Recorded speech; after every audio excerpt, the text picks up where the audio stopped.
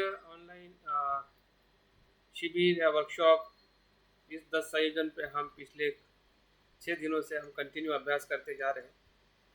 तो दिवस भले हम गिन रहे हैं, लेकिन दिवस हमें ये दिखाता है कि हम और गहराई में जा रहे हैं।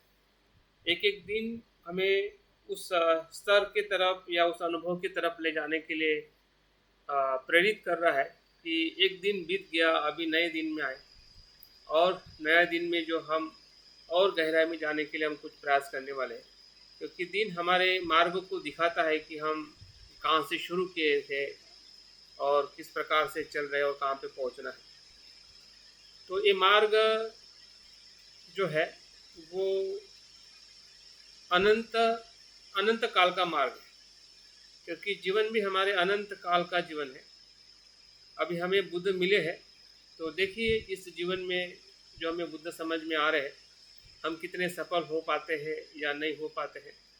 लेकिन इतना विश्वास ज़रूर रखिए कि हम ऐसे कुछ कुशल कर्म करें कि कम से कम हमें मनुष्य लोक का जीवन प्राप्त हो या ऐसी संगति प्राप्त हो जो हमें अगर इस जीवन में अगर संभव ना भी हो जाए, लेकिन दूसरे आने वाले जन्म में ज़रूर हमें ऐसी परिस्थिति मिले या हमारा जो एक मनुष्य जीवन में फिर से जन्म हो।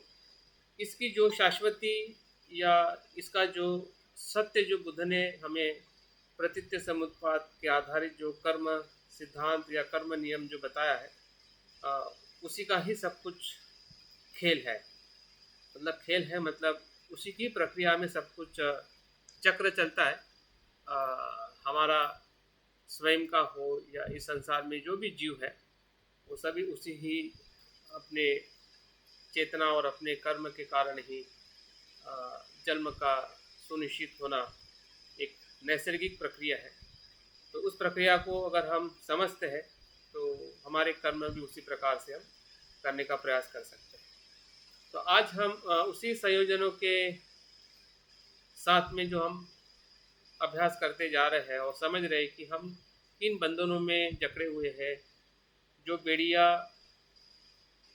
जिसे हम बेड़िया कहते हैं, वो सही में बेड़िया को हम समझ पा रहे हैं क्या या देख पा रहे हैं क्या। तो समझना और देखना दोनों साथ में चलने वाली प्रक्रिया है। जैसे कि हम किसी को देखते हैं तो कुछ हमें समझदारी आती है, कुछ समझदारी होती है, इसलिए हम देखने से हमें और अच्छा गहराई में उसके प्रति जानकारी हो और ज्ञान का बोध होता है।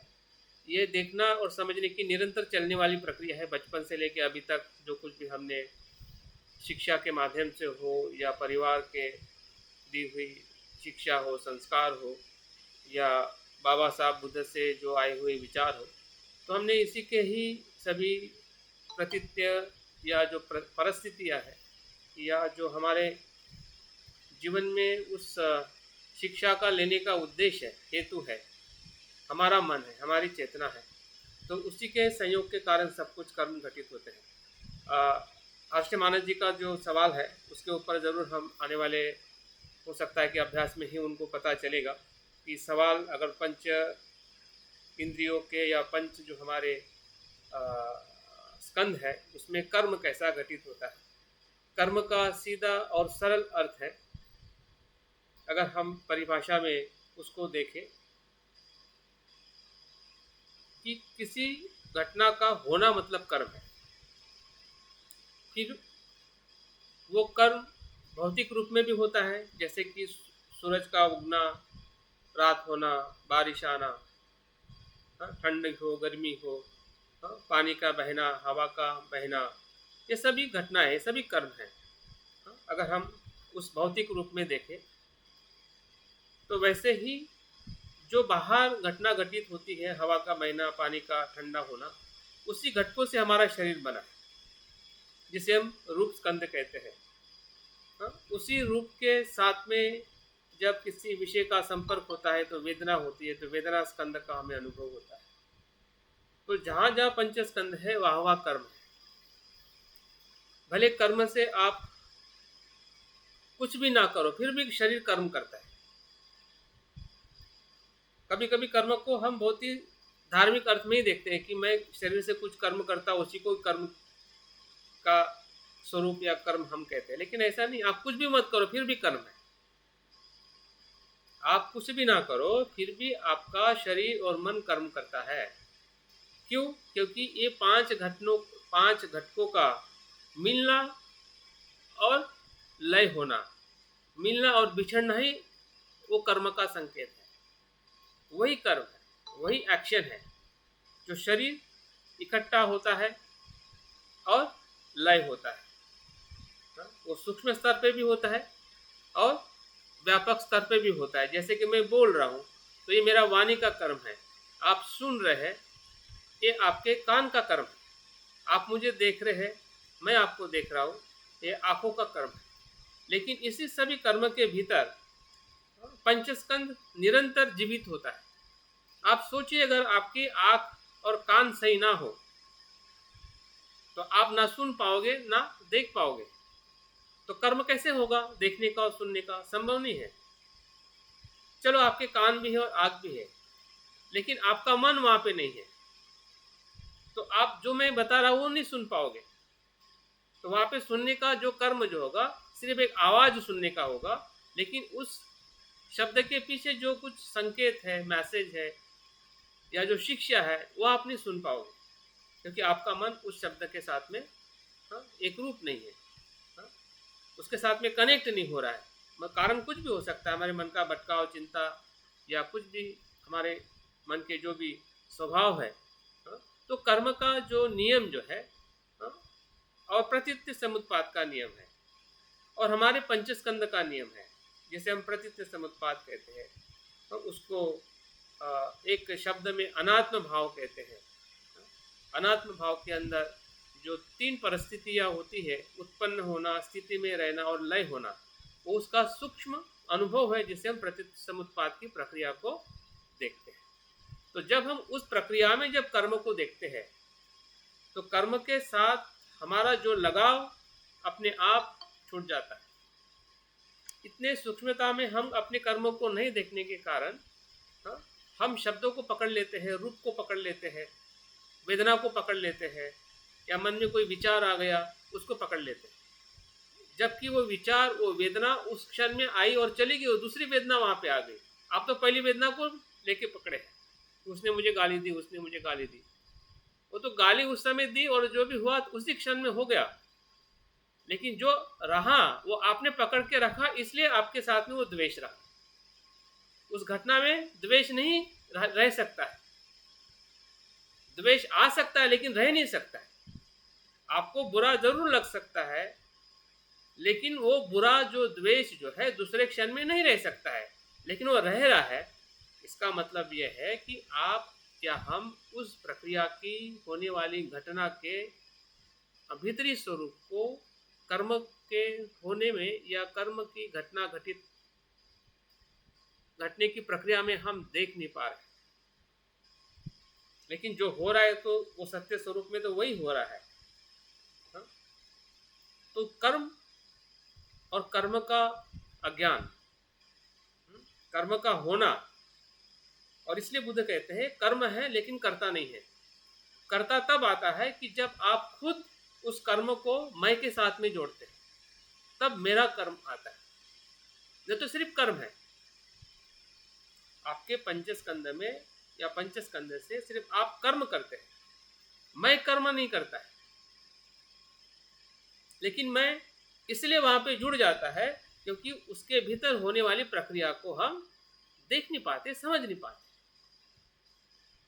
और हमें लगता है कि जो मैं कर रहा हूं, कर्म कर रहा हूं, वही सच है, जबकि सच तो और कुछ है। तो इसलिए कर्म से हम बंध जाते हैं या कर्म हमारा बंधन बन जाता है, जबकि बुद्ध कहते हैं कि कर्म से हमें मुक्त होकर कर्म करना है।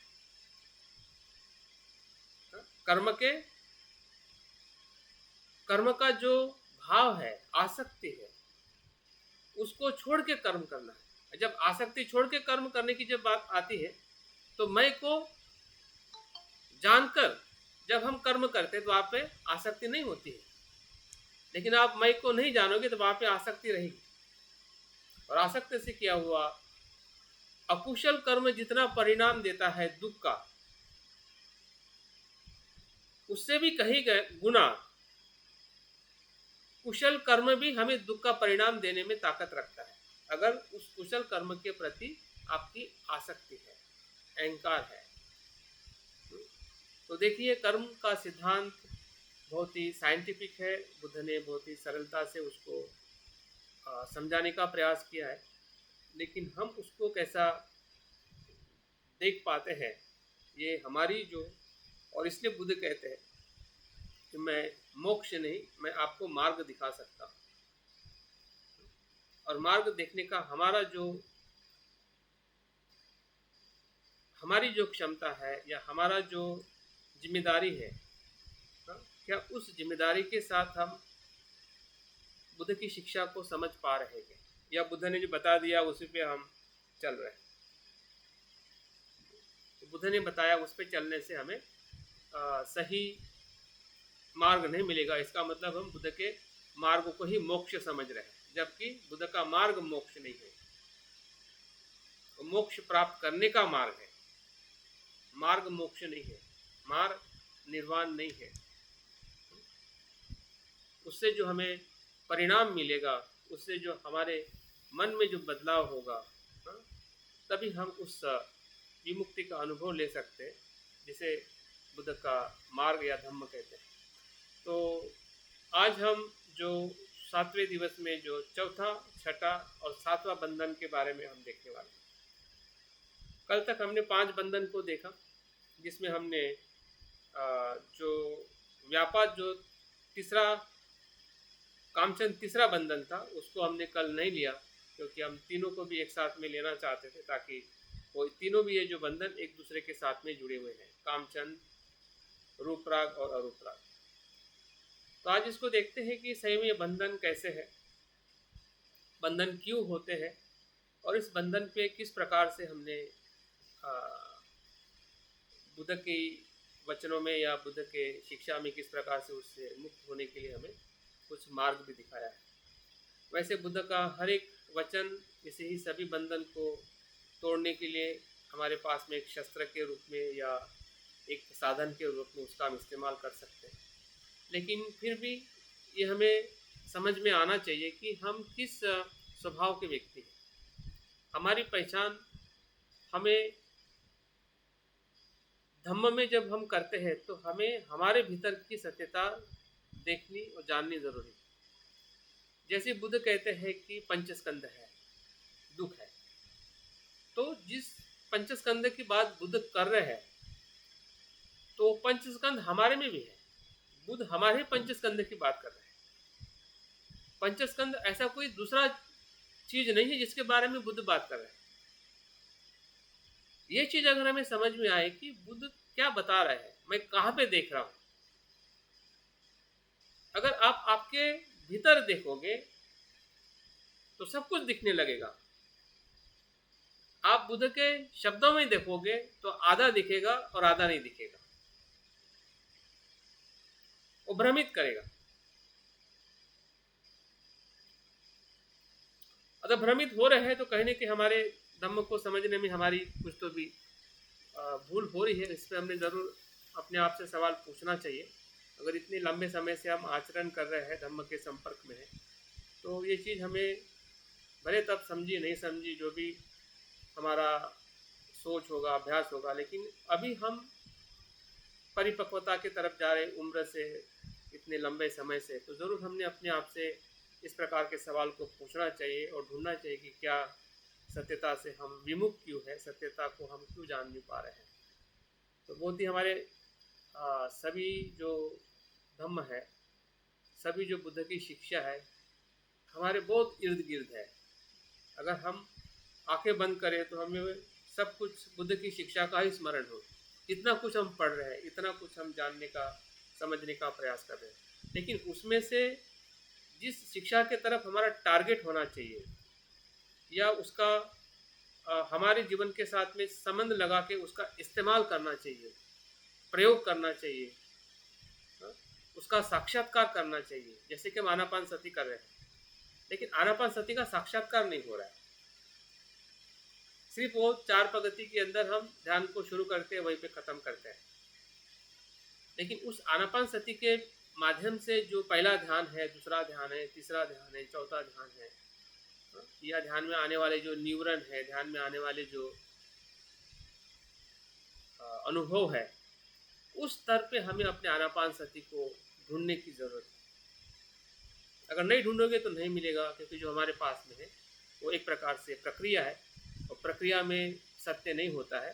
प्रक्रिया के साथ में खोजने से सत्य मिलेगा। आप नहीं खोजोगे तो उस प्रक्रिया में हमें सत्य नहीं मिलेगा, सिर्फ प्रक्रिया का जाल मिलेगा, और जाल को अगर हम सत्य मानेंगे तो जाल के भीतर जो सत्य है उससे हम वंचित रहेंगे। तो जो भी चीज़ें हमारे पास में बहुत कुछ है, ऐसा नहीं है कि हम जो जान रहे हैं ये हमारे लिए नया है या हमें बिल्कुल इससे समझदारी नहीं है। हम बहुत समझदार हैं, लेकिन उस समझदारी का हमने थोड़ा और अच्छी तरह से उसका उपयोग करना और हमारे मित्रों को भी मदद करना उपयोग करने के लिए, ये हमारी बहुत बड़ी नैतिक जिम्मेदारी है। तो अभी हम कामचंद के बारे में बात करते हैं। अब इस कामचंद को मुझे लगता है कि सबसे ज़्यादा और हज़ारों बार हमने कामचंद को सुना होगा। फिर आप आर्यस्थायिक मार्ग के जो दूसरा आर्य सत्य है वहाँ से शुरू होके फिर हमारा ध्यान में आने वाले जो न्यूरन है, या भाव चक्र में जो वेदना से तृष्णा होती है, मतलब ऐसी कोई जगह नहीं है जहाँ पे बुद्धिज़्म या बुद्ध की शिक्षा है वहाँ पे कामचंद, तृष्णा, इच्छा, कामना, इसके बारे में हम नहीं जान पाते हैं या नहीं जानते हैं। बहुत कुछ हमें इसके बारे में पता है, लेकिन आज फिर से हमें मौका मिला है कि इसको एक न्यूरन के रूप में, एक संयोजन के रूप में, एक बंधन के रूप में हम कैसे उसको और अच्छी तरह से जानने का प्रयास करें ताकि उस पर हम काम कर सकें। तो काम और छंद 2 शब्दों से ये इसका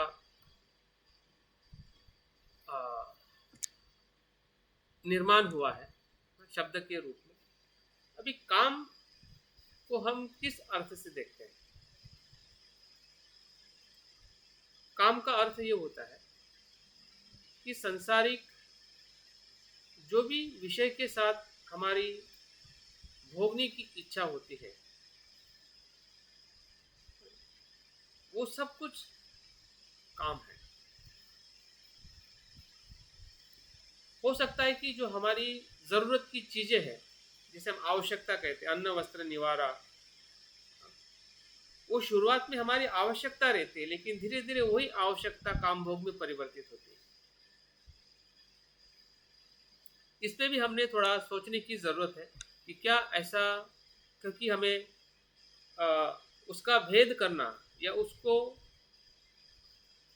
समझना ये हमारे लिए सबसे बड़ा चैलेंज है।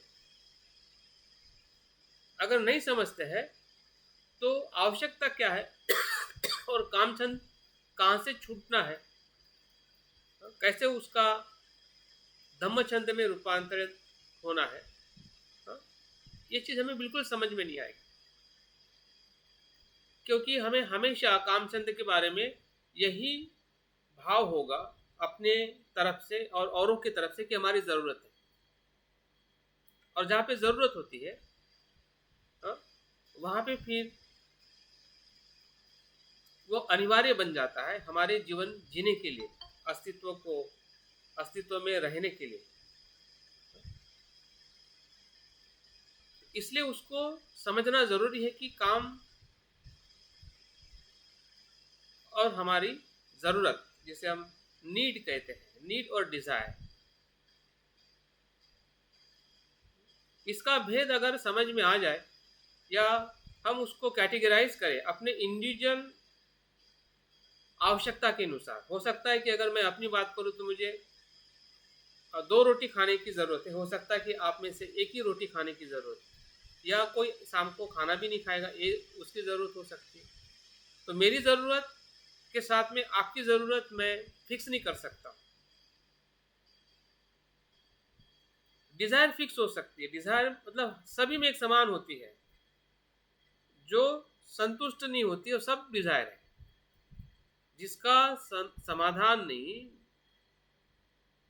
किसी भी विषय के प्रति जहाँ पे समाधान नहीं, वो सभी इच्छाएं हैं।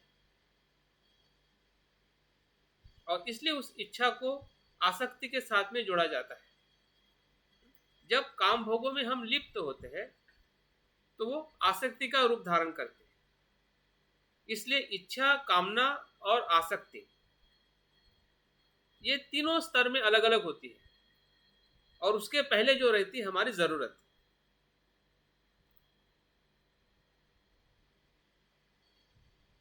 बुद्ध को जब ये पूछा गया कि यह संसार कैसे बना, या संसार की जो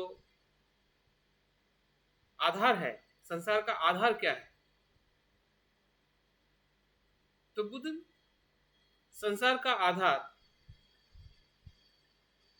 जो आहार है, भोजन की जो जरूरत है, वो सभी संसार के जीवों का आधार है।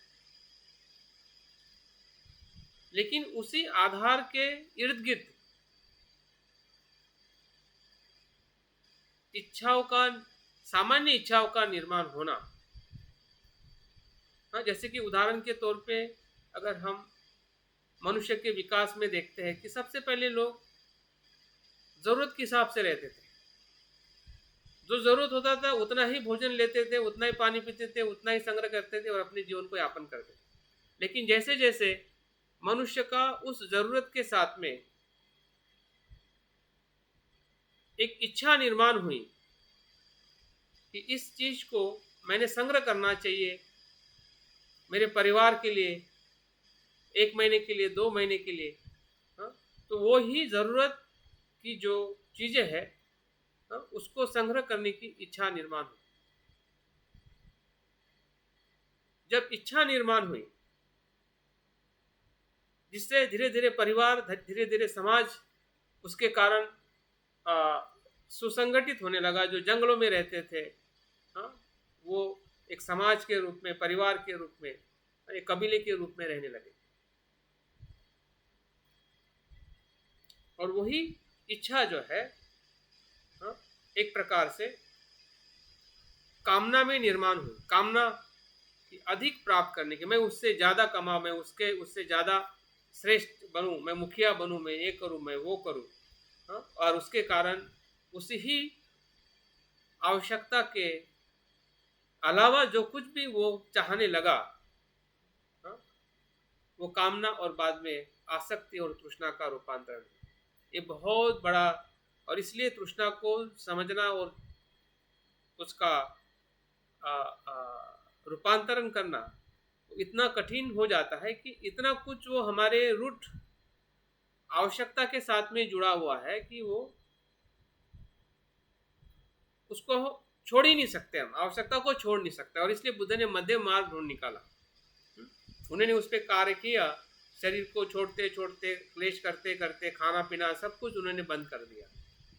शरीर की सभी ज़रूरतें हैं, इच्छाएं है, वो पूरी तरह से दबाते गए तो उनका पूरा शरीर हाड़ पिंजर बन गया। और इतना कठोर तप करने के बाद उनको एहसास होने लगा कि अभी मैं मरने वाला हूँ, और जिस सत्य के लिए मैंने गृह त्याग किया था शायद वो प्राप्त नहीं होगा, और इसलिए उस मार्ग का उन्होंने त्याग कर दिया। और देखा कि मेरे शरीर के लिए जो जरूरत है वो तृष्णा नहीं है। बस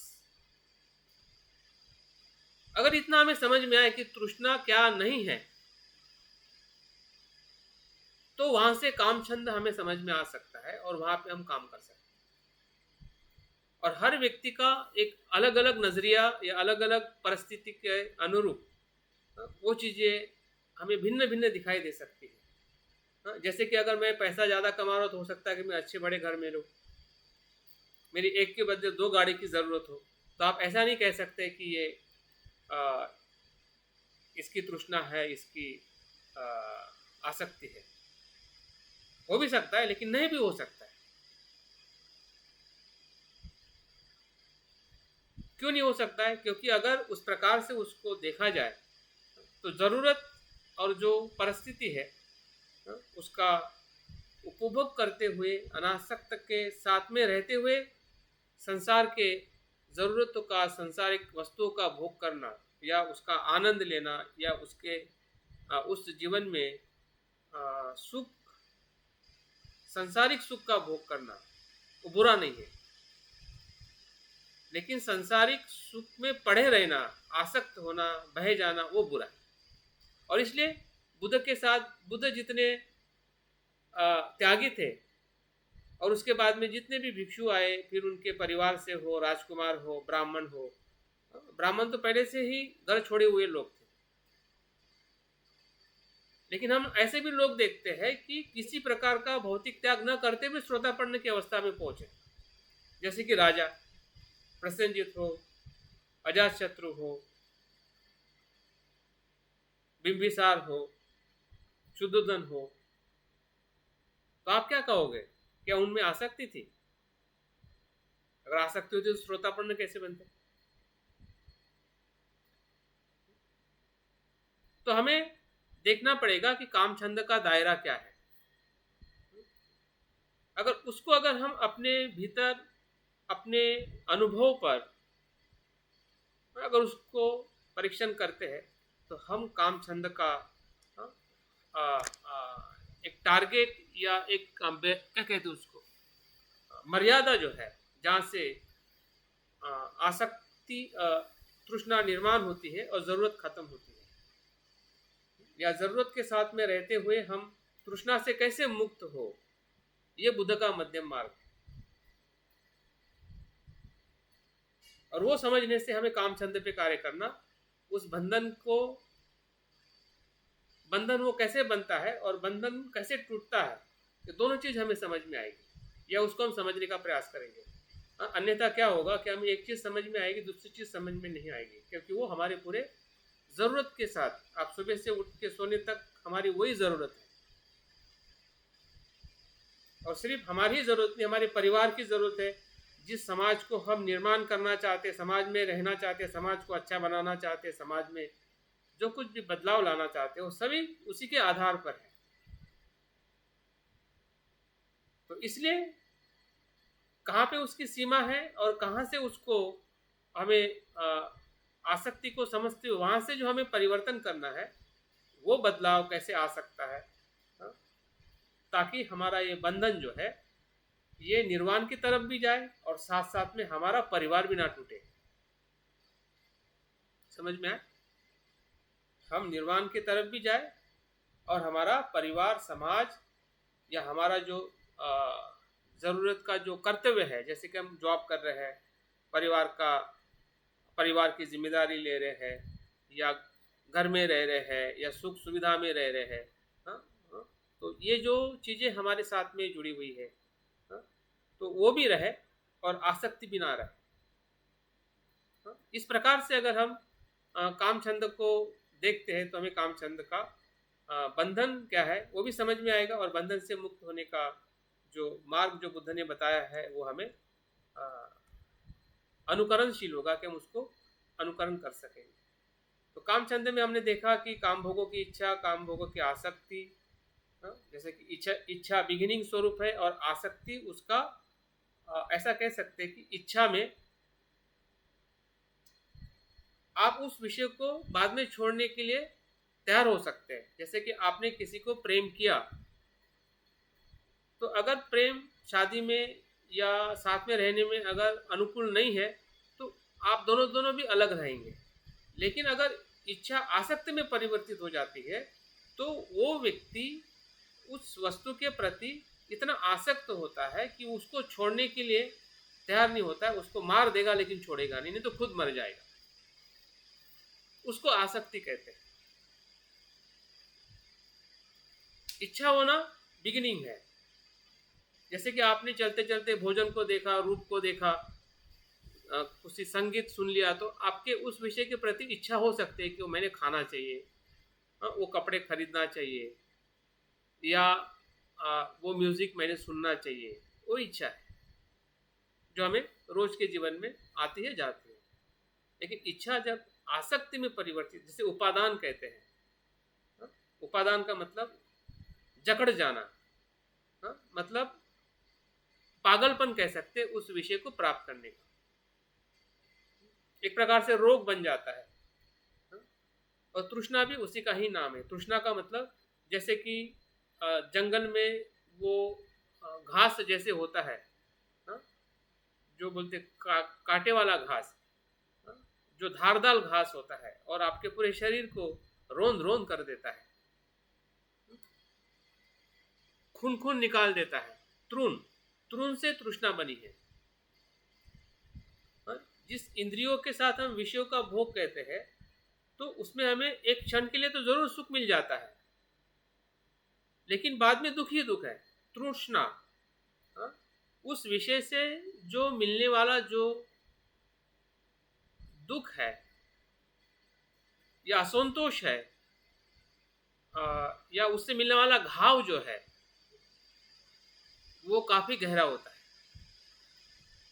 जैसे कि उदाहरण के तौर पे आपको मिठाई पसंद है और मिठाई खाई, वो इच्छा थी और ज़्यादा खाई क्योंकि आसक्ति थी, पहले की टेस्ट और अभी की टेस्ट, और कल मिलेगा कि नहीं मिलेगा, आज खा लेते ज़्यादा। हाँ, तो आपने खाने के बाद जो बनी वो तृष्णा बनी। फिर खाने तक तो आपको कुछ पल के लिए आपके जीवा पे टेस्ट आ गया, मन भी थोड़ा, या लोगों ने बोला खा खा अच्छा है, हाँ, ये बाद में कहाँ मिलेगी, हाँ, ये स्वीट खा ले, तो आपने खा ली। लेकिन बाद में जो परेशानी आपके पूरे शरीर में, या कोई बीमारी हो जाती है, या वोमिटिंग हो जाती है, या XYZ कुछ भी दुख आता है, वो तृष्णा है। इंद्रिय सुख में आसक्त होना, सुख की प्यास, प्रेम और जलन, ये सभी कामछंद के अर्थ है। तो इस प्रकार से कामछंद को हम देख सकते हैं, और इसका बंधन आगे कैसे बनता है, इसके बारे में अभी इस दो प्रकार से कामछंद का स्वरूप हमें दिखाई देता है।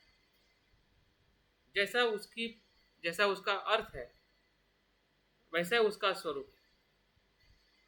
इस स्वरूप में हमें दो प्रकार से बुद्ध बताते हैं, कामना, इच्छा, तृष्णा या आसक्ति। ये सभी पर्यायवाची शब्द है, लेकिन उसकी गहराई अलग अलग है, स्तर अलग अलग है। तो इसके दो प्रकार से हमारी काम तृष्णा होती है। पहली जो तृष्णा जो है, वो वस्तुओं की कामना, मतलब इंद्रिय जन्य, जो आपके 5 इंद्रिय है। रूप की तृष्णा, जैसे कि पुरुष को स्त्री के रूप की तृष्णा होती है और स्त्री को पुरुष के रूप की तृष्णा होती है। ये बहुत बेसिक तृष्णा है या कामना है, रूप के साथ में जुड़ी हुई। रस की तृष्णा, रस मतलब जो आपका स्वाद है, खाने का हो, पीने का हो, शब्द जो कान से हम कान इंद्रिय से सुनते हैं, अच्छे बुरे, गंध जो हमें नाक से गंध आती है, और स्पर्श हमारे त्वचा से स्पर्श होता है। अब ये कामना का मतलब जिसकी आप कामना करते, इच्छा करते हो, वो भी एक तृष्णा है, और जो इच्छा नहीं करते वो भी एक तृष्णा है।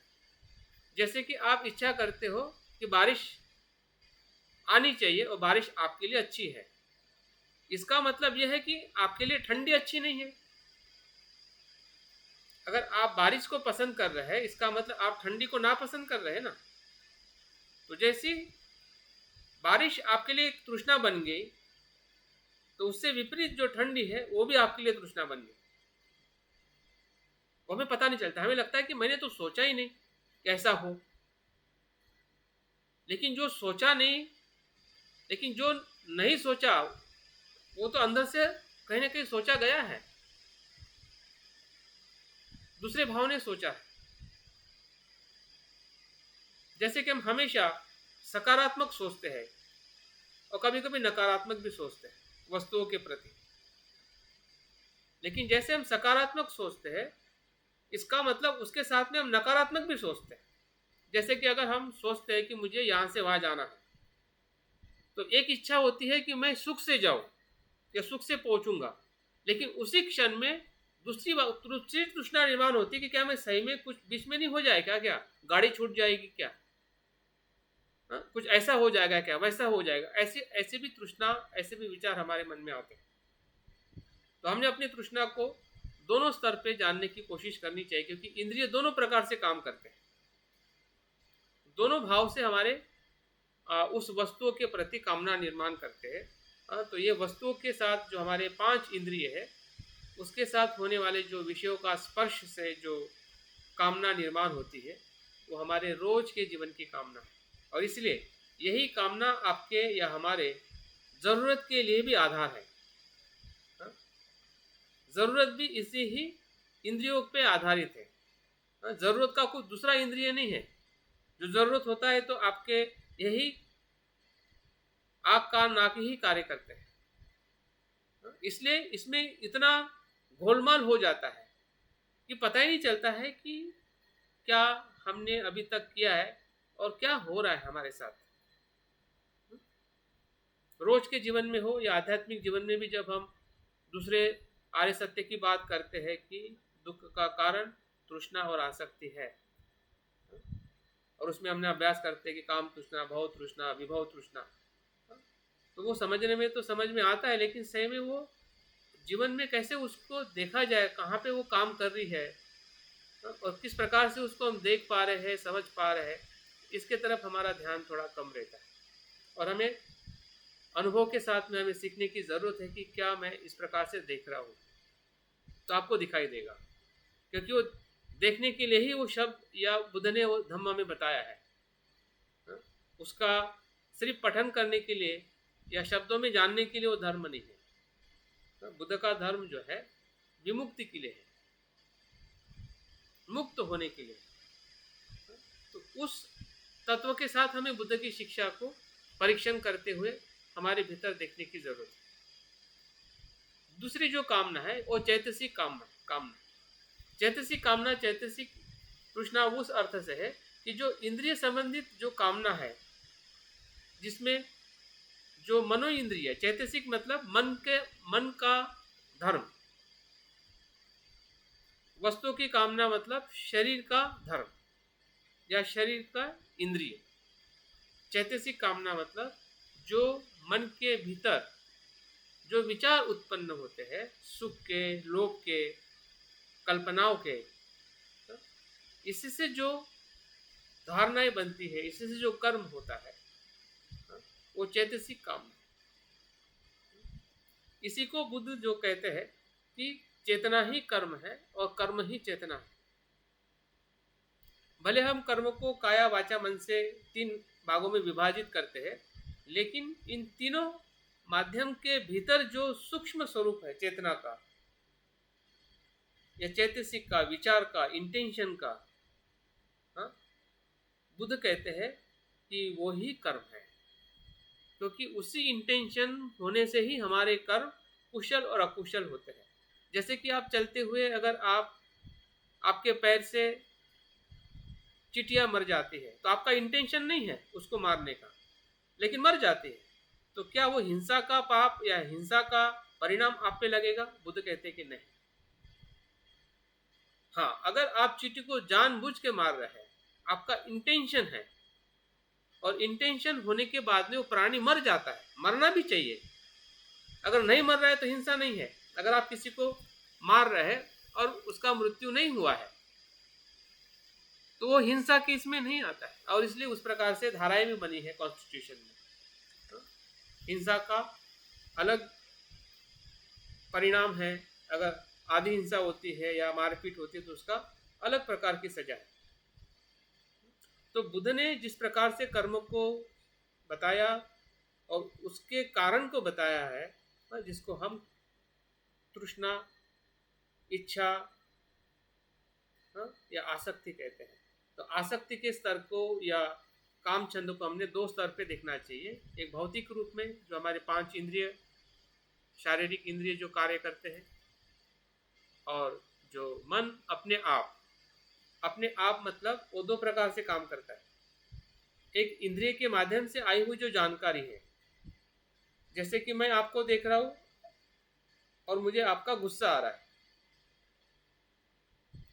मैं आपको देख रहा हूं और मुझे द्वेष आ रहा है, तो मैं देखने से द्वेष आ रहा है, तो ये इंद्रियों का कर्म हुआ। मैंने रूप को देखा और मुझे द्वेष आया या आसक्ति आई। लेकिन जब मैं आंखें बंद करता हूं या मैं उस व्यक्ति को देखता भी नहीं हूं और तब भी द्वेष आता है,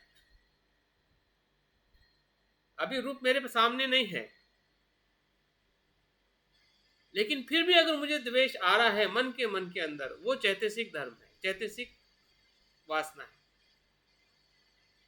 है, चैतसिक कल्पना है। तो इस प्रकार से जो पीड़ा जो है, जितनी पीड़ा हमें इंद्रियों के किए हुए अकुशल कर्म से होती है, उससे कहीं गुना मन के भीतर जो उसको हम पकड़ के रखते हैं, उससे ज्यादा हमें पीड़ा होती है। किसी ने गाली दे दी तो उस पल के समय हमें हमारा अपमान हो सकता है या होता है, लेकिन उस अपमान का बदला लेना, बदले की भावना रखना या अपने आप को एक हीनता में ले जाना, अपने आप को नीच समझना उस समय, तो वो गिल्टी फीलिंग या वो प्रतिशोध की भावना जो है, वो आपके मन का विचार है, वो मन का सर्जन है, क्योंकि मन उस प्रकार से सोचने के लिए सक्षम है, वो उसका धर्म है। तो उसके बात को हमें समझना जरूरी है ताकि हम अपने काम छंद को सही तरीके से समझ सकें। काम भोग के लोभ पूर्ण इरादे तीव्रतर लोभ होता है। जितने भी काम भोग के हमारे इरादे होते हैं जिसमें लोभ होता है, लोभ, वासना और काम भोग, ये तीनों का भी संबंध है। काम भोग मतलब आपके इंद्रियों के माध्यम से जब आप किसी वस्तु के प्रति आसक्त होते हैं, वो कामछंद काम भोग। लेकिन उसके भीतर वासना है और उसके भीतर भी लोभ है, जिसे मूल क्लेश कहते हैं, या मूल कारण क्या लोभ है। उसके साथ में अज्ञान तो जुड़ा हुआ है, मिथ्या दृष्टि जुड़ी हुई है। लोभ अज्ञान के कारण वासना को एक प्रकार से चैनलाइज करता है, वो ऊर्जा है वासना। और काम भोग क्या है कि उस इंद्रियों के माध्यम से उस विषय के साथ में एंगेज हो जाना, भोग करना। वासना भोग नहीं करता है, इंद्रियों के माध्यम से हमारे इंद्रिय भोग करते हैं। वासना एक प्रकार से ऊर्जा है और लोभ क्या है, उसका मूल स्रोत है। जिस लोभ से वासना होती है और वासना से हमारा काम छंद एक्टिव होता है, जिसे हम 6 इंद्रियों के माध्यम से हम प्रत्यक्ष रूप में उसका आनंद लेते हैं या उसके सहवास में रहते हैं। तो इस प्रकार से इसको हम समझ सकते हैं ताकि हमें उसको एक बंधन के रूप में उसको कैसे देखें, या बंधन किस प्रकार से हमारे मन को बांधे रहता है या हम बंध जाते हैं। तो इसमें फिर से वही विश्लेषण आता है कि बंधन के रूप में काम छंद को कैसा होता है और क्या कहते हैं। जब सत्काय दृष्टि, विचिकित्सा और शीलवत परामर्श, देखो अभी तक हमने जो वैचारिक चित्त को या वैचारिक जो हमारा जागरूक चित्त था, अगर उसमें हम अस्पष्ट है हमारे स्व को लेके, हमारी श्रद्धा को लेके, हमारे शील को लेके, तभी कामछंद ज़्यादा प्रभावशाली या बंधन के रूप में हमारे जीवन में अस्तित्व में आता है। जब सत्काय दृष्टि, विचिकित्सा और शीलव्रत परामर्श 5 उपादान स्कंद, मतलब 5 जो हमारे रूप, वेदना, संज्ञा, संस्कार है। उपादान मतलब आसक्त होना। जितना 5 स्कंद है तो 5 उपादान है। उपादान का मतलब आसक्त होना, किससे? 5 स्कंदों से। किसके कारण? सत्काय दृष्टि, विचिकित्सा और शील व्रत परामर्श के कारण 5 स्कंदों में आसक्त होना, तथा भवचक्र जो वर्तमान का भवचक्र है, जिस भवचक्र में हम आए हैं, और भव स्रोत। भव स्रोत मतलब भव का मूल कारण, जिसे हम लोभ द्वेष मोह कहते हैं। भव चक्र मतलब हम भव चक्र के लोक में, मनुष्य लोक में आए। और भव स्रोत मतलब उसका मूल। स्रोत में शुभ और अशुभ कर्मों के करने में चैतसिक आनंद लेता है। क्या करता है? मन या चित्त है उस कुशल और अकुशल कर्मों में आनंद लेता है, तभी वो बंधन कहलाता है। देखो, दोनों कुशल, दोनों कर्म में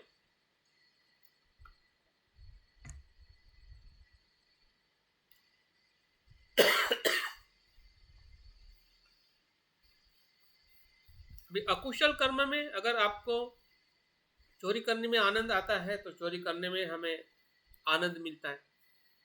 अगर आप दान दे रहे हैं तो दान देते समय में भी आनंद मिलता है।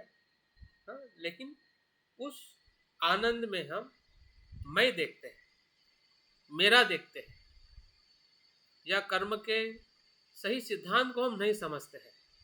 विचिकित्सा है हमें, कर्म के सिद्धांत पे विचिकित्सा है, प्रत्युत समुत्पाद पे विचिकित्सा है, और हम दान दे रहे हैं तो हमें उसमें आनंद आएगा।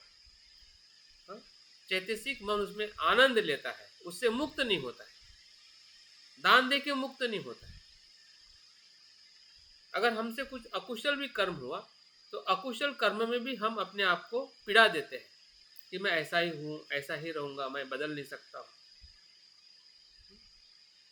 या मैंने बहुत बड़ा पाप किया है, या मैं अपराधी हूँ, मैं शूद्र हूँ, मैं अस्पृश्य हूँ, मैं स्त्री हूँ, मैं अज्ञानी हूँ, मैं मूर्ख हूँ, मुझे समझ में नहीं आता। ये सभी जो अकुशल, जो हमारे कुछ हमसे बुरा हो जाता है बोलने में या काया से, मन से, तो हम अपने अकुशल कर्मों से भी उसको बहुत कोसते हैं,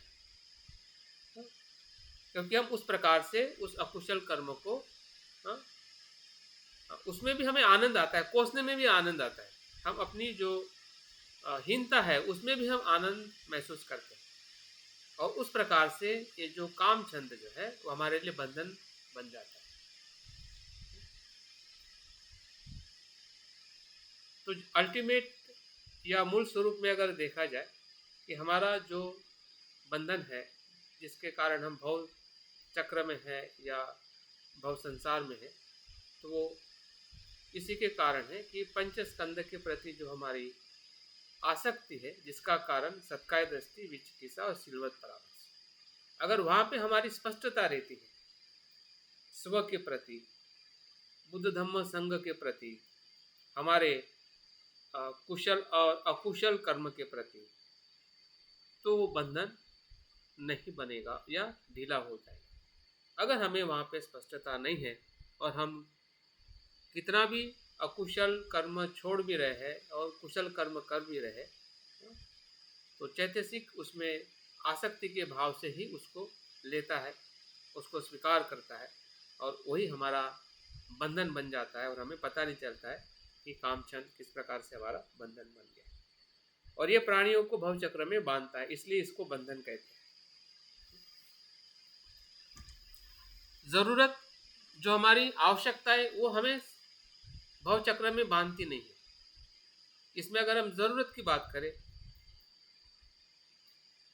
तो जरूरत कामचंद नहीं है, फिर वो जरूरत हमारी रोजी रोटी, कपड़ा, मकान, दवाई, घर, या हमारी जो डिग्निटी है, रहने का जो हमारा तरीका, स्वाभिमान, जो भी है, एक मानवता के रूप में रहने की जो हमारी आवश्यकता है, वो आवश्यकता बंधन नहीं है। अगर ऐसा आप देखोगे, एक्सट्रीम ऐसा देखोगे कि ये सब कुछ होगा तो फिर कैसे हम जी पाएंगे, और इसके वजह से हम कामचंद को समझ ही नहीं पाते। हमें लगता है ये तो ज़रूरी है, लेकिन क्या ज़रूरी है और क्या छोड़ना है, कौन सा कामचंद है और कौन सी ज़रूरत है।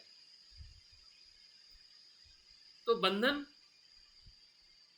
हमें समझ में आएगा। अभी बंधन इसलिए समझ में नहीं आ रहा क्योंकि सब कुछ मिक्स है, समझ में नहीं आ रहा है कि कैसे उसको समझा जाए। अगर समझने का प्रयास करोगे आपकी ज़रूरत के अनुसार, तो आपको ज़रूर समझ में आएगा कि कामचंद किस प्रकार से हमारे जीवन का बंधन के रूप में कार्य कर रहा है। जब तक प्राणी काम भोग की तृष्णा में वशीभूत रहते हैं और भव चक्र से बांधने वाले इस बंधन को तोड़कर अरहत्व नहीं प्राप्त करते, तब तक प्राणी अनंत दुखों का भोग करते रहते हैं या भोगते रहते हैं। अभी ये कोई मतलब भविष्यवाणी होते हुए भी इसमें एक निराशा भी है और आशा भी है। अगर आप इसको देखो तो निराशा भी लगेगी कि अरे यार दुख ही दुख है, लेकिन इसमें आशा भी है। तोड़ने की बात बुद्ध करते हैं, अगर नहीं तोड़ते हैं तो उसका परिणाम की भी बात करते हैं। बुद्ध ने दोनों बात बताई, इसलिए उनको ना निराशावादी कह सकते हैं ना उच्छेदवादी कह सकते हैं। बुद्ध यथार्थवादी है। बुद्ध ने यह भी बताया कि हम बार बार दुखी होंगे, बार बार इस संसार में आएंगे या आते हैं प्राणी तो दुख भोगते, क्योंकि उसका कारण है। अगर उस बंधन को, उस कारण को अगर कोई इंसान तोड़ता है, या बुद्ध ने तोड़ा और उन्होंने हजारों लोगों को तोड़ने के लिए मदद की, मार्ग दिखाया, उसमें हम लोग भी है। हम समझ रहे हैं कि हमें क्या करना है, तो हमें एक हौसला मिलेगा कि सही में ये बुद्ध की जो भविष्यवाणी है या बुद्ध का जो कहना है कितना स्पष्ट है। लेकिन वो स्पष्टता से देखने के लिए आपको भी संतुलित होकर देखना पड़ेगा। अगर आपने एक चीज देखी दूसरी चीज नहीं देखी तो फिर वो अंतवादी में हम चले जाएंगे। एक तो लगेगा कि अरहत प्राप्त होना कठिन है, तो दुख ही दुख है, दुख में भोगना ही, बार बार आना ही संसार है। लेकिन इसके लिए संसार नहीं है, दुख से बाहर आने के लिए संसार है। हम दुख संसार में इसलिए आ रहे हैं क्योंकि हमें निर्वाण को प्राप्त करना है, उसका उद्देश्य ही एक है। और उसके अर्थ से देखा जाए कि इसको अगर हम अच्छी तरह से समझते हैं तो हमें बहुत कुछ इसमें से ऊर्जा मिल सकती है कि हम अपने इस संयोजन को या इस बंधन को कैसे देखा जाए। इसको थोड़ा और थोड़ा गहराई में देखा जा सकता है कि पंच इंद्रिय और उसके विषय को ग्रहण करने की दृष्टि हमारी कैसी है। जैसे कि मैंने अभी थोड़े समय पहले ही मैं बताया कि जो उपादान, पंचस्कंद का जो उपादान है, पंचस्कंद के आसक्ति के कारण ही वो बंधन कहलाता है। और उसमें 3 कारण जो है जिसका हमने पहले अभ्यास किया है, तो वो फिर से यहाँ पे बात आती है कि प्राणी इन प्रिय विषयों को मैं, मेरा और आत्मा करके ग्रहण करते हैं। यही तृष्णा मानसिक दुख की जननी है। जो भी हमें मानसिक दुख होता है या हो रहा है, उसकी जननी क्या है? वैसे तो तृष्णा एक शब्द में कहा जाता है, लेकिन तृष्णा का स्वरूप क्या है, कहाँ से उसका निर्माण होता है? तो प्रिय विषयों को, जो भी प्रिय विषय है, इंद्रियों के, हमें रूप का हो, गंध का हो, जो भी है, विचार का भी हो सकता है, कि उसमें जब मैं, मेरा और एक आत्मा या मतलब वो नित्य है, इस प्रकार से जब ग्रहण करते हैं तो यही तृष्णा कहलाती है और यही दुख का कारण। इंद्रियों के जो विषय है, इसमें इंद्रिय के विषयों को 2 व्यक्ति अलग अलग प्रकार से देखते हैं। एक मूर्ख को हम बाल बुद्धि का कहते हैं, और बुद्धिमान जो होता है वो अरहंत होता है। दोनों का देखने का दृष्टिकोण इसमें बताया गया है।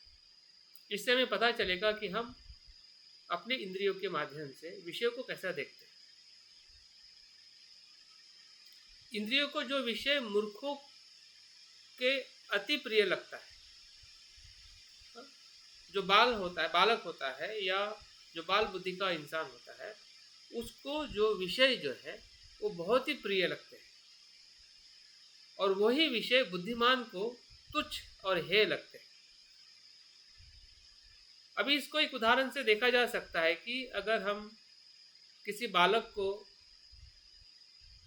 खेल खेलते हुए देखें, कोई किसी प्रकार का, और हम भी वो खेल खेलें, जैसे कि क्रिकेट हो, फुटबॉल हो, तो उस खेल में हमें ये पता है कि ये खेल है, तो उसके प्रति हमारी देखने की जो दृष्टि जो रहेगी वो एक तटस्थ भाव की रहेगी, समझदारी की रहेगी।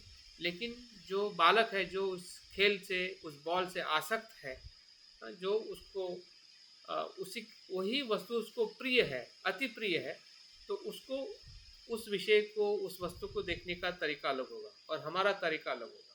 लेकिन हम जब बालक थे उसके उम्र के, तो हमारा भी तरीका वैसे ही था। अभी क्यों बदल गया? अभी इसलिए बदला कि हम थोड़े समझदार हुए। तो बुद्ध हमसे सबसे ज़्यादा समझदार है। वो जानते हैं कि इंद्रिय के विषय का स्वभाव क्या है, और आगे बताते हैं कि जब हम किसी चक्षु से कोई प्रिय वस्तु देखते हैं, रूप देखते हैं, तो बुद्ध कहते हैं कि उसका अच्छी तरह से विश्लेषण करना चाहिए, जैसे कि हमने सुबह किया शरीर का, जो आपको कायानुपश्यना समझ में आई, क्योंकि वही रूप है जिसके प्रति जो मूर्ख है या बाल बुद्धि का व्यक्ति है, उसमें हम भी उस कैटेगरी में कभी कभी आ सकते हैं, या हमें समाज में ऐसे लोग दिखाई दे सकते हैं। तो उस रूप को एक मूर्ख व्यक्ति बहुत प्रिय होकर उसमें आसक्त होता है। लेकिन उसी रूप को देखते हुए जो बुद्धिमान उसका विश्लेषण करता है, और विश्लेषण करने के बाद में उसको शरीर का जो संबंध है या शरीर का अस्तित्व जो है वो देखने लगता है, और उसको समझ में आता है कि शरीर में ना कहीं सोना है, ना चांदी है, ना हीरे है, ना रत्न है, ना किसी तरह की सुगंधियाँ है या शुभता है। जैसे आज हमने शरीर को देखने का प्रयास किया है, तो पूरे उस विषय को देखने की दृष्टि बदल जाती है कि हम किस दृष्टि से उस विषय को ग्रहण करते हैं। उसी के आधार पर हमारा काम छंद या हमारी वासना और तृष्णा निर्माण होती है। और इसलिए जो इस प्रकार से केश, लोम, नख जो आदि 32 प्रकार की जो गंदगियाँ से शरीर भरा हुआ है, जब तक आदमी की बुद्धि पर अविद्या का पर्दा पड़ा हुआ है, उसके लिए 5 स्कंदों के यथार्थ स्वरूप को ग्रहण करना असंभव है। मतलब विषय को अगर यथार्थ में ग्रहण करना है, तो हमें जो प्रज्ञा है या जो चिंतन है या सती है, उसका इस्तेमाल करते हुए हम अपने अपने शरीर को, रूप को देखना पड़ेगा, ताकि हम इन सभी विषयों की जो गलत दृष्टि है उससे हम मुक्त हो सकते हैं, और हमारी जो काम तृष्णा है उसको हम समझ सकते हैं। और एक अर्थ से हम काम तृष्णा को देख सकते हैं कि काम तृष्णा का मूल क्या है, किस कारण से कामछंद निर्माण होता है, और उसके कारण ही 4 विपर्यास, जो विपरीत बुद्धि कहते हैं, जो चीज़ जैसी है वैसी न देखते हुए अपने मिथ्या दृष्टि से देखना, जिसको विपर्यास कहते हैं। तो काम तृष्णा किस में निर्माण होती है? किससे? गलत ढंग का विचार करने से। अयथार्थ विचार ढंग से विचार करना ही जिसको अभिधम्म में अयोनिसो मनस्कार कहा गया है, इन प्रॉपर थिंकिंग। वही से तृष्णा का उदय होता है, क्योंकि वही इम्प्रॉपर जो ढंग है विचार करने का, वही विषय के साथ में जुड़ के उस विषय की काम तृष्णा निर्माण करता है, अगर वो इनप्रॉपर थॉट है। जो तृष्णा की उत्पत्ति कारण है, वैसे ही विषयों को मन के प्रियकर विषय कहा जाता है। अयथार्थ विचार के परिणाम स्वरूप 4 विपर्यास मिथ्या दृष्टि का निर्माण होता है।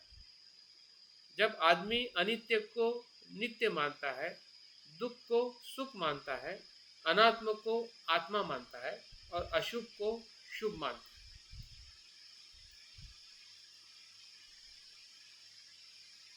तो इस प्रकार से जो काम तृष्णा जो है वो 4 विपर्यास को निर्माण करती है, और यही विपर्यास हमारे बंधन को और ज़्यादा मजबूत करता है। अगर हम दो जगह पे काम करें, एक तो हमारे सोचने का ढंग क्या है, किसी भी विषय को हम देखते हैं, सुनते हैं या कोई विचार करते हैं, और जो पंचस्कंद के प्रति जो हमारा मैं करके देखने का दृष्टि है, उस पे काम करते हैं।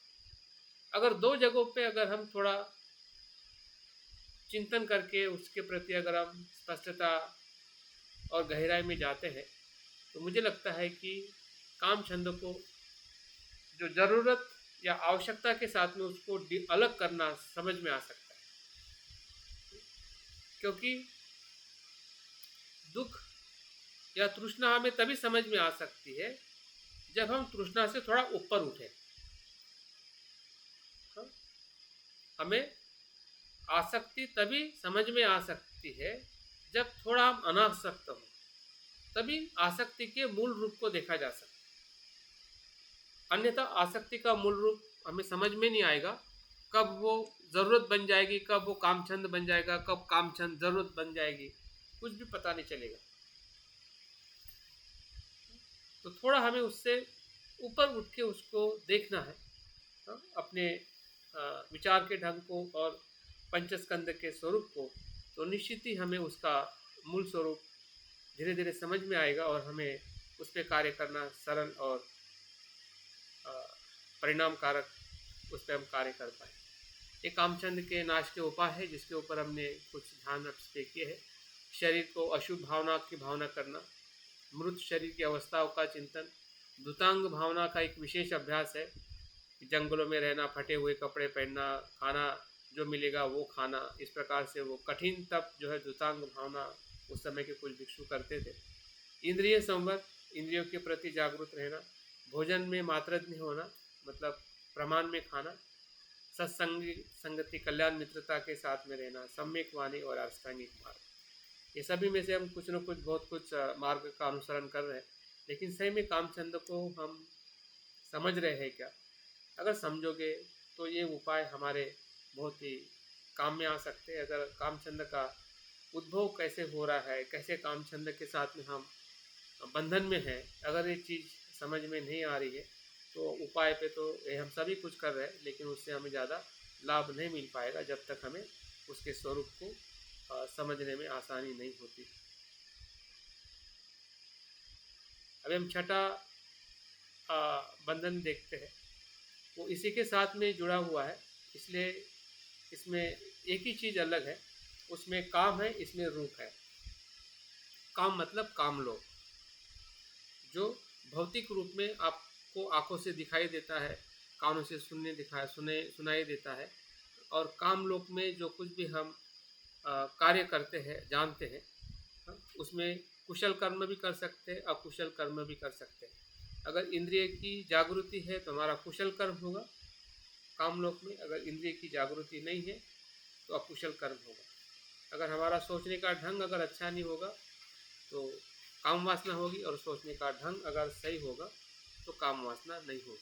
तो दोनों प्रकार से वहाँ पे काम लोक में हम कार्य करते हैं, कुशल और अकुशल। लेकिन जब रूप लोक या रूप राग में आते हैं तो उसमें कुशल ही कुशल होता है, जिसमें हम ध्यान के अवस्था में आने का जो चित्त है, जिसे हम रूप लोक कहते हैं, ध्यान की अवस्था के साथ ये रूप लोक जुड़ा हुआ है। इसमें अकुशल नहीं होता है, इसमें कुशल ही कुशल होता है। लेकिन कुशल मानसिकता या कुशल ध्यान के अनुभव को भी पकड़ के रखना, मैं के अनुसार देखना, नित्य समझना, वो एक प्रकार से ध्यान के भीतर भी बंधन होने लगता है। और इसलिए बुद्ध ने इस लोक को या इस मानसिकता को भी उन्होंने राग के रूप में देखा है कि इसके प्रति भी आसक्ति हमारे लिए विमुक्ति के लिए एक अवरोध है, एक बंधन के रूप में उसको हमें समझने की ज़रूरत है। तो इसमें बताया गया कि जो भी है परिवर्तनशील है, भले वो काम लोक हो या रूप लोक हो। रूप राग के से मतलब है कि सूक्ष्म भौतिक अस्तित्व के प्रति तृष्णा, जो रूप से भी और सूक्ष्म है, काम से भी थोड़ा सूक्ष्म है। जैसे कि हमारा सांस, हमारे कुछ गुण, जब हम गुणों के और सांस के संपर्क में आते हैं तो हमें भौतिक रूप की जो सूक्ष्मता है उसके अनुभव होने लगते हैं। और उस अनुभव को आसक्त होना, जैसे कि हम भौतिक रूप के कुछ आनंद को जो हमें सुख मिलता है उसमें आसक्त हो जाते हैं, तो वैसे ही रूप लोक में जो हमारा राग होता है या मतलब उसके प्रति आसक्ति होती है उसको रूप राग कहते हैं। और ये बताया गया है कि रूप ध्यान द्वारा चित्त की एकाग्रता संपादित ध्यान के अनुभव के प्रति सूक्ष्म आसक्ति होना मतलब रूप राग। रूप ध्यान में जो चित्त एकाग्र होता है और उसमें जो हमें जो विभिन्न जो अनुभव आते हैं, जैसे कि किसी को रंग दिखाई देता है, किसी को मतलब अलग गंध दिखाई देता है, शरीर छोटा होता है, बड़ा होता है। ये जो प्रीति के जो अनुभव है या सुख के अनुभव है या ध्यान के अलग अलग स्तर के अनुभव है, पहला ध्यान हो, दूसरा हो, तीसरा हो, चौथा हो, पांचवा हो, तो उस अनुभव के प्रति आसक्त रहना या आसक्त होना एक प्रकार से रूप राग के रूप में इसको बताया गया है। और इसमें ये भी बताया गया है कि ये जो ब्रह्मलोक है, जो इसी के ही ध्यान के अवस्था में ही वो जो व्यक्ति ध्यान करते करते इसी ध्यान का रूप ध्यान में जाके अगर किसी का मृत्यु होता है या रूप ध्यान के भीतर ज़्यादा उसका आचरण रह के, जैसे कि अगर कोई काम लोग में अगर बहुत ही अकुशल कर्म कर रहा है, कुशल कर्म कर रहा है, उसी प्रकार से उसको गति मिलती है। वैसे ही ध्यान में बहुत ही पारंगत है, हाँ, और उसमें उसी समय में या उस आचरण में अगर मृत्यु होता है तो ब्रह्म लोक में उसका जन्म होता है। ऐसा बुद्ध के वचनों में या बुद्ध के इस ध्यान के अनुभव में बताया जाता है। लेकिन वहाँ पे भी जन्म होने के बाद में वो भी जो ब्रह्मलोक की अवस्था जो है वो भी अनित्य है, वो भी कभी भी डाउन हो सकती है, वो भी परमानेंट नहीं है। और इसलिए उसके प्रति भी आसक्त होना, हाँ, एक प्रकार से रूप राग का बंधन है जो बुद्ध ने हमें इसमें ध्यान के अनुभव या ध्यान के उस अनुभव से जो कुछ भी हमें रूप लोक का, ब्रह्म लोक का जो हमें अगर जीवन मिलता है या हमारा जन्म होता है या मनुष्य का जन्म होता है तो वो भी अनित्य है, वो भी नित्य नहीं है। वहाँ से भी जो गति जो है वो डाउन होती है। और इसलिए उसके प्रति भी आसक्ति न रखते हुए उसके ऊपर भी जाने के लिए बुद्ध बताते हैं। जैसे कि बुद्ध स्वयं जब ध्यान के मार्ग को वो करते हैं, सीखते हैं अलार काला मुद्दक राम पुत्र के पास में, तो वहाँ पे अरूप लोग ध्यान का अभ्यास करते हैं। और अरूप लोग ध्यान भी वो उसी प्रकार से ब्रह्मलोक के भी ऊपर जो मानसिक अवस्था है अरूप लोक की, जहाँ पे रूप का अस्तित्व नहीं होता है, तो वहाँ पे भी उसके प्रति भी राग होना, आसक्ति होना और उस आसक्ति के बंधन में रहना, वो भी एक प्रकार से निर्वाण की तरफ जाने के लिए बंधन है या बेड़ी है। तो उस बंधन को भी तोड़ने के लिए बुद्ध बताते हैं कि ये एक प्रकार से बंधन है। तो ध्यान के स्तर में जो रूप लोक और ध्यान का स्तर जुड़ा हुआ है, इन लोकों में जन्म ग्रहण करने के लिए व्यक्ति को ध्यान लाभी होना पड़ता है। जैसे कि कोई अकुशल कर्म करता है तो काम लोक में अकुशल कर्म करने का उसको परिणाम मिलता है, उसको दुर्गति में जन्म होता है। जो कुशल कर्म करता है वो सद्गति को प्राप्त होता है। वैसे ही ध्यान का जो अनुभव लेने वाले जो ध्यानी है, तो इस वर्तमान के ध्यान में भी जो होने वाले जो हमें अनुभव है, तो उसमें भी हमें उसके प्रति आसक्त नहीं होना है। अगर आसक्त होंगे तो हम आगे का प्रवास अपने आप ही रुक जाएगा। ध्यान का वो अनुभव हमारे लिए बंधन बन जाएगा कि जो हमें कुशल चित्त का हमें अनुभव हुआ है। तो प्रथम ध्यान में वितर्क विचार प्रति सुख एकाग्रता होती है, द्वितीय ध्यान में विचार प्रति सुख एकाग्रता होती है, तृतीय में विचार कम हो जाता है, प्रति सुख एकाग्रता होती है, चतुर्थ में सुख एकाग्रता होती है, पांचवें में एकाग्रता के साथ में उपेक्षा होती है। तो इसमें उपचार समाधि और अर्पणा समाधि के अनुभव इसमें होते हैं। उपचार समाधि का मतलब यह है कि जहाँ पे हमारे 5 न्यूरन जो है वो शांत होते हैं, काम, छंद, व्यापार, थिनमित, उद्त, कुकुच्च और विचिकित्सा, जो हमें अभ्यास में सिखाए होंगे। तो उसका शांत होना मतलब उपचार समाधि। और ध्यान की अवस्था में प्रवेश करना वो मतलब अर्पणा समाधि।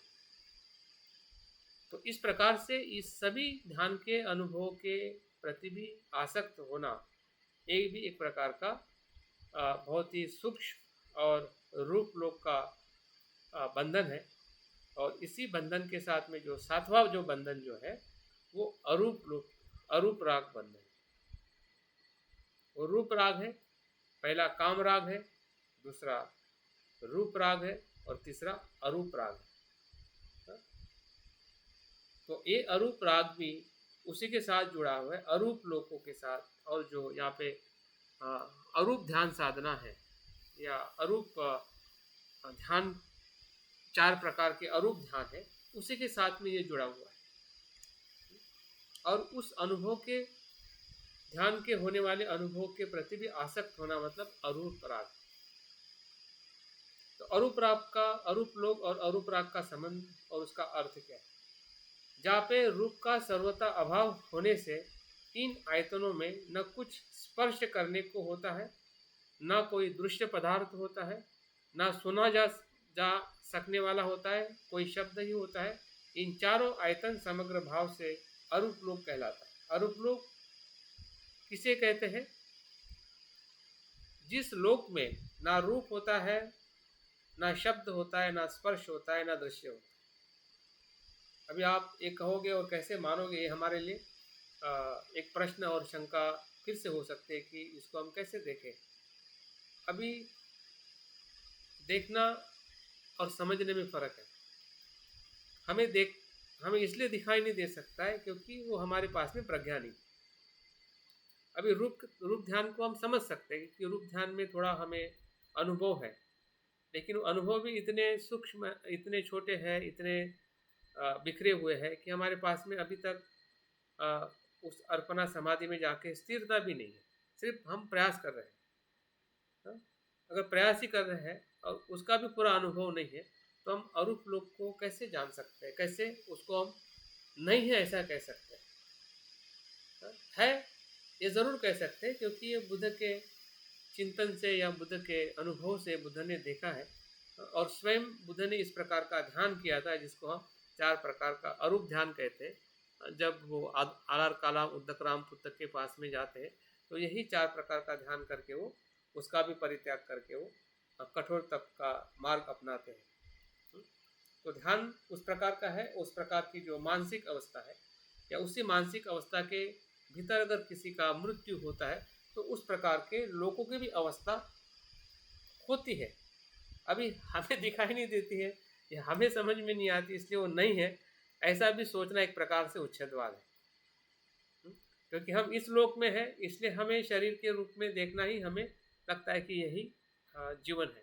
लेकिन कभी आपने बैक्टीरिया को देखा है क्या? जीवाणु को देखा है क्या? अभी देखो आपके आसपास में कितने सारे जीवाणु हैं बैक्टीरिया से, और उसका भी एक अपना लोक है। लेकिन उसको हम देख नहीं रहे। लेकिन वैज्ञानिकों ने बताया कि हवा में, पानी में, सब में बैक्टीरिया है। जितने भी मच्छर होते हैं सब बीज वहाँ पे पड़े हुए रहते हैं। जैसा कंडीशन आता है तो सब मच्छर निर्माण हो जाते हैं। हमें लगता है कि मच्छर आए कहाँ से? तो अस्तित्व है।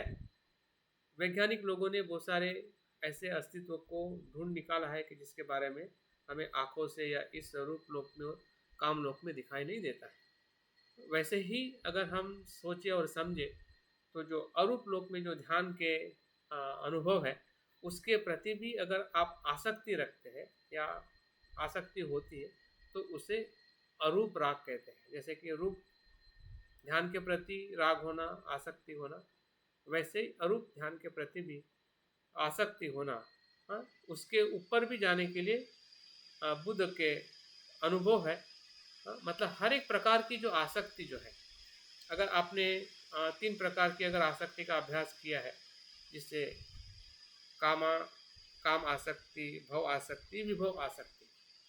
वे काम मतलब संसार के प्रति, भव मतलब पुनर्जन्म लेने के प्रति कि मेरा फिर से पुनर्जन्म हो, यहाँ पे भी मुझे सुख मिले, वहाँ पे भी सुख मिले, बार बार सुख मिले, भव आसक्ति।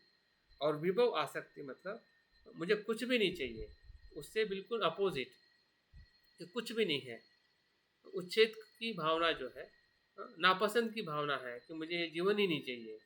इस प्रकार से जब हमारी इच्छा होती है तो विभव तृष्णा है। तो विभव तृष्णा, भव तृष्णा और काम तृष्णा के अनुभव के कारण ही या उसी के कारण उसी तृष्णा से हमारा बार बार जन्म होता है। तो ये रूप ध्यान के भी बाद में जो अरूप ध्यान आता है कि उसके बाद में भी जो 4 प्रकार के विषय होते हैं, जैसे कि हम रूप ध्यान में हमारा श्वास है, शरीर है या जो हमारे गुण है, तो उसको लेके हम अपने मन को उस अवस्था में पहुंचाते हैं।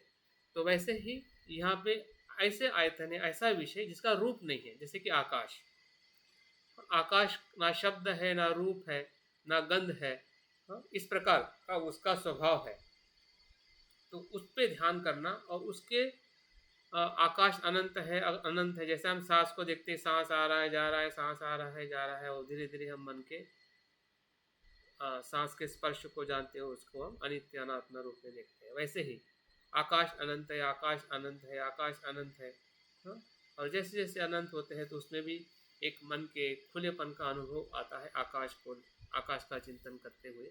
तो लेकिन वो अनुभव को आसक्त होना और आसक्त नहीं होना, अगर आसक्त हो गया तो अरूप राग हो गया, अगर आसक्त नहीं होते हैं तो उससे भी जो अंतिम जो अनुभव है निर्वाण का, उसके तरफ हमारा मन बढ़ने लगता है। और बहुत सारे जितने भी आत्मा परमात्मा का जो अनुभव लोगों को होता है, इसी अरूप ध्यान में या रूप ध्यान में लोगों को होता है। और उनको लगता है कि मैंने साक्षात्कार कर लिया, मैंने ईश्वर को देख लिया, मैं परम आनंदित हो गया।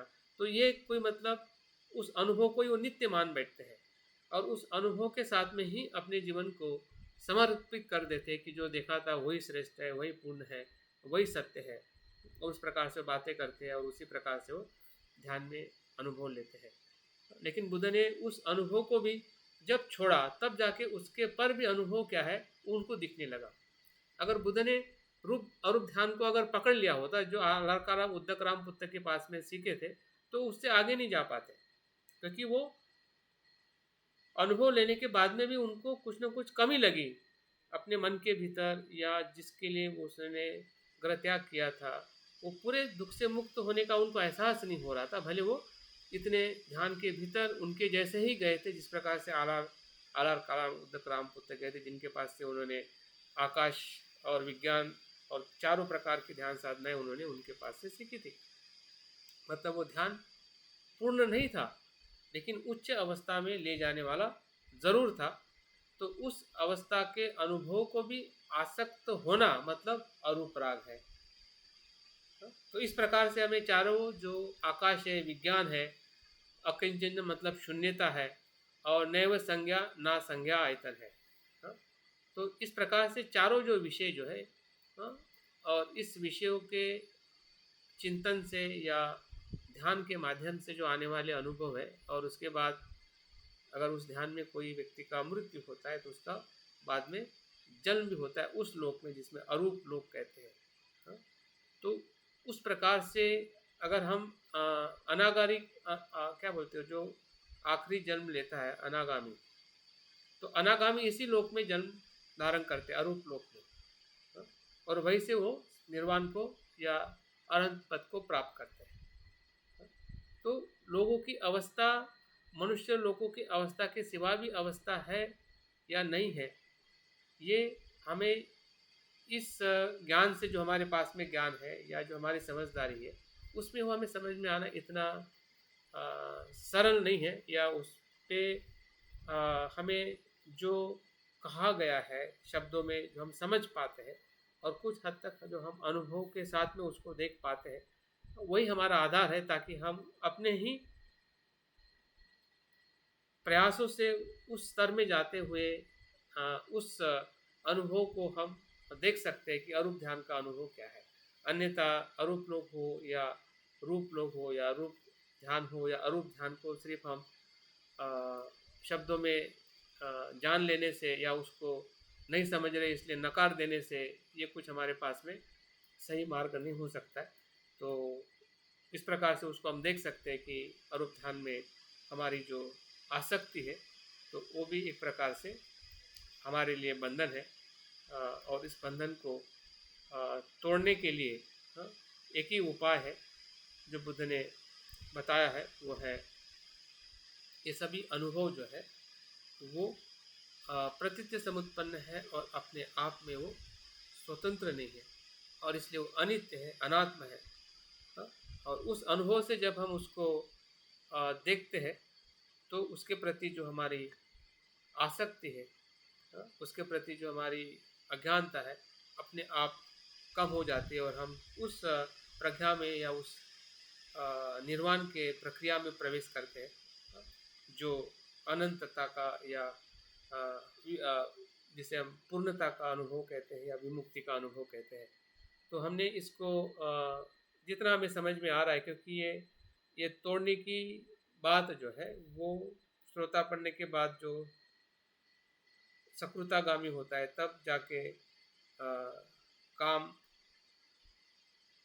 राग या व्यापार शांत होता है, शिथिल होता है, वहाँ पे भी नष्ट नहीं होता है। नष्ट तब होता है कि जब सकृतागामी के अवस्था में हम आते हैं। तो वहाँ तक हमें ज़्यादा चिंता करने की ज़रूरत नहीं है कि वो क्या है और क्यों अभी पूरी तरह से हमें समझ में आ नहीं रहा है, समझ नहीं रहा है। तो वो समझेगा भी नहीं, क्योंकि हमें यदि श्रोता पढ़ने की अवस्था ही अगर प्राप्त नहीं है या उस दिशा में अगर हम नहीं जा पा रहे, तो उसके बाद की अवस्था को अनुभव में समझना कठिन है। लेकिन चिंतन में और उसकी जो अगर बुद्ध के प्रति हमें श्रद्धा है, उनके ज्ञान पर, उनके ध्यान पर या उनके अनुभव पर, तो निश्चित ही है हम उसका स्वीकार कर सकते हैं और उसके बल पे हमारी श्रद्धा का विकास करते हुए हम आगे बंधन को समझना और बंधन को तोड़ना हमारे लिए सरल हो सकता है। तो बहुत बहुत साधुवाद, जो तीनों बातों को समझने का हमने प्रयास किया है, क्योंकि तीनों बातें। हाँ जी, हाँ जी, ये जो जितना सूक्ष्म ये है ना अनुभव लेना, ये ध्यान और अरूप ध्यान की बात कह रहे हैं। तो जब किसी चीज का भी अनुभव लेंगे तो उसमें फिर उसके वशीभूत होना या उसकी आसक्ति होना या न होना, ये दोनों संभावनाएं पैदा हो जाएंगी ना। तो जैसे प्रतीत समुत्पाद बुद्ध ने बताया, उससे उसको समझ लें, जान लें, तो क्या उससे फंसने के मार्ग से बच नहीं सकते?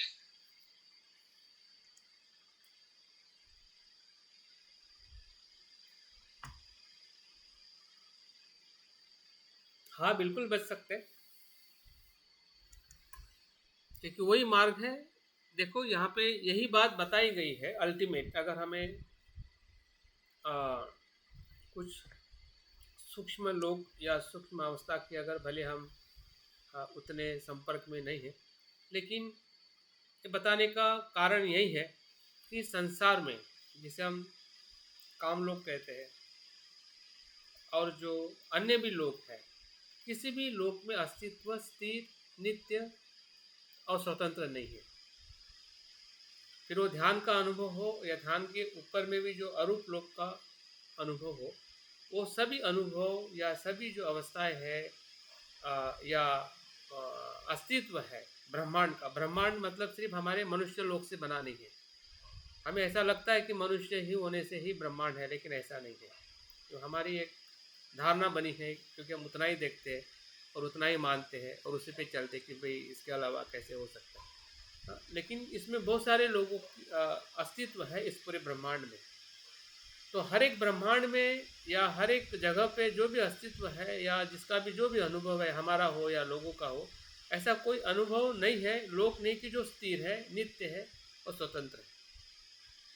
और उसके प्रति जो आसक्ति है, जैसे कि मनुष्य लोक में हमें काम लोग की आसक्ति होती है, अगर रूप लोग को मान रहे तो ध्यान के प्रति हमारी आसक्ति हो सकती है। अगर हम अरूप लोग को मानते हैं कि यह मृत्यु के बाद में ब्रह्म लोग है, ब्रह्मा है, तो उसके प्रति भी हमारी आसक्ति होती है। तब भी होती थी, अभी भी है और बाद में भी रहेगी, क्योंकि आसक्ति का जो डायरेक्शन जो है, यहाँ से छूटता है वहाँ पे चिपकता है। काम लोग से छूटेगा, रूप लोग में पकड़ेगा, रूप लोग से जुड़ेगा, अरूप लोग में पकड़ेगा। मेरा ये कहना है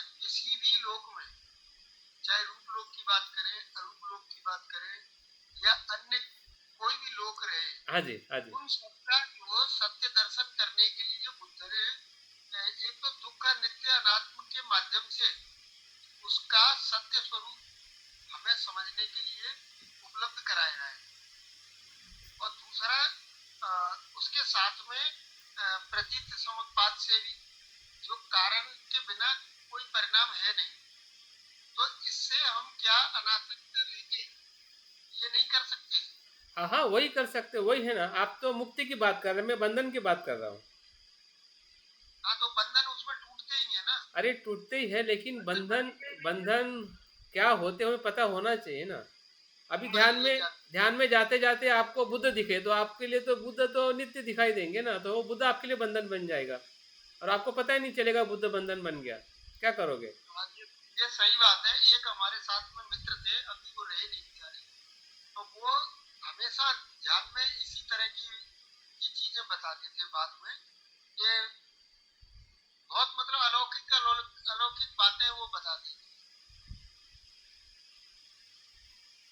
तो वही वही हमें पता होना चाहिए कि संसार में या अस्तित्व में जो बंधन है हम कहाँ पे बंध सकते हैं। कामलोक हाँ, में तो उन्हें बंद, जानकारी होनी चाहिए। हाँ कामलोक में तो बन सकते हो, सभी को पता है, दिखाई देता है। लेकिन रूपलोक में भी अभी अभी तक तो हमें यह भी पता नहीं था कि हम कुशल कर्म में बंधे हैं।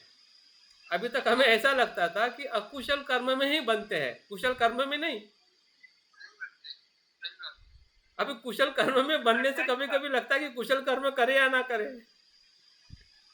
हाँ, तो इस तरह से हमारी प्रज्ञा का विकास कर रहे हैं ना हम। हाँ, तो बंधन कहाँ पे हमें फंसाएगा, हाँ, उसकी सूक्ष्म जो रूपरेखा जो है इसमें बताई गई है। जान समझ लेना चाहिए। हाँ, क्योंकि बंधन कहीं पे भी किसी प्रकार से भी आपके मार, देखिए आपका जो अच्छा अनुभव भी मार बन के आपके सामने आएगा, पता भी नहीं चलेगा। सर, एक प्रश्न मेरा है। हाँ जी। भगवान बुद्ध के बताए मार्ग पर चलकर हम लोग अगर बुद्धत्व प्राप्त की इच्छा रखते हैं तो क्या वो भी तृष्णा है?